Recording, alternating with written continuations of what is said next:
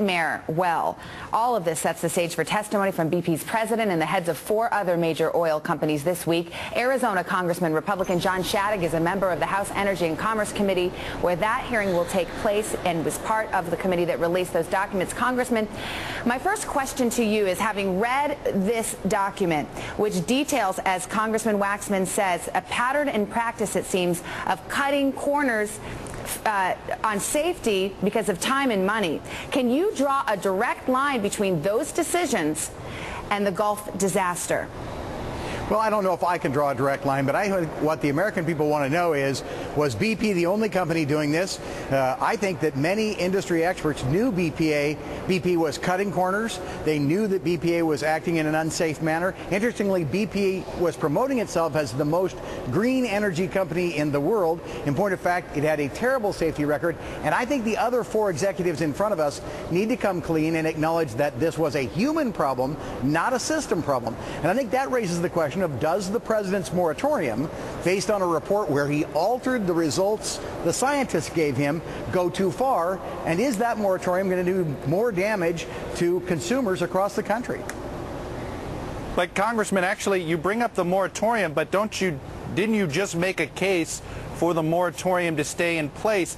I mean it this way. No, we found out that BP was negligent. That's right. But I think the reason you might need the moratorium, yeah. Well, the scientists who wrote the paper, which the Interior Department then changed, said we do not need a moratorium this broad, and they were offended that that report had been changed before it was given to the president. We do not need an overly broad moratorium. We do need to know if this was a human problem caused by BP cutting corners, as Henry Waxman's document suggests, and if so, what's the safety record of the rest of the industry? The important issue here is, we need to know, is the rest of the industry safe, or is it not safe? We need to know from them. You mentioned the human errors, and you're right, that is one way to look at this document. Not necessarily human errors.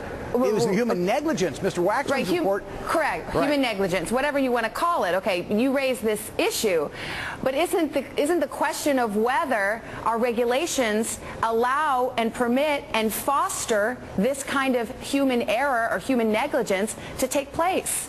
Now, I think you ask a great question. Can government prevent this? Did government prevent it in the past? Obviously, the regulatory system we had in place in the past failed, but was that because the regulations weren't written tight enough, or was that because the people at the MMS didn't do their jobs? I think that's a very valid question, and I think we ought to be looking at safety at every one of these other rigs, but I do think that we need to know, was this a system failure, and is offshore drilling inherently unsafe, inherently environmentally too risky to do, or is this BP cutting corners, as I've heard other industry experts say? And I'm saying we should ask those other industry experts, and we ought to find out, can this be done safely or not? When an airplane crashes, we need to assure the American people that that was the failure of one airplane pilot or one airplane, not the entire industry. We don't stop flying. We look at what went wrong. That's what we need to do in this example. Was this just BP, or is this industry-wide? Is the moratorium too broad or not broad enough? Those are good questions. Well, Congressman,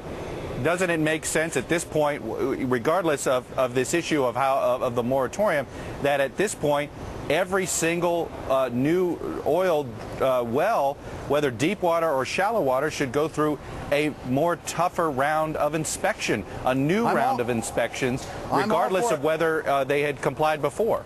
Absolutely, and indeed the report, as originally written by the scientists, said we should get out there and inspect every well. We should make sure that they are complying with current regulations. Obviously, the existing MMS personnel aren't doing their jobs. I'm all for that. But the report doesn't say stop drilling everywhere in America and then do that report and wait 6 months. It says do that now. There are places where we are still drilling through hard rock, nowhere near the oil. Why are we stopping drilling there? If that's justified, that's fine, but I'd like to know why the report was altered. I'd like to know what we do need to do to make it safe again, and I would like to find out if 6 months was an arbitrary number or if it's appropriate, and what will the price be? The 7 scientists who felt that report was, who criticized that report because it was altered after they signed it, said the current moratorium is not going to improve safety. If it's not going to improve safety, then we need to look at that, because we ought to be doing what improves safety, and we ought to also be doing what ensures that we lose the fewest number of jobs. At the end of the day, this has consumer impact that can be very devastating. All right, Congressman John Shadegg of Arizona, thank you for your perspective.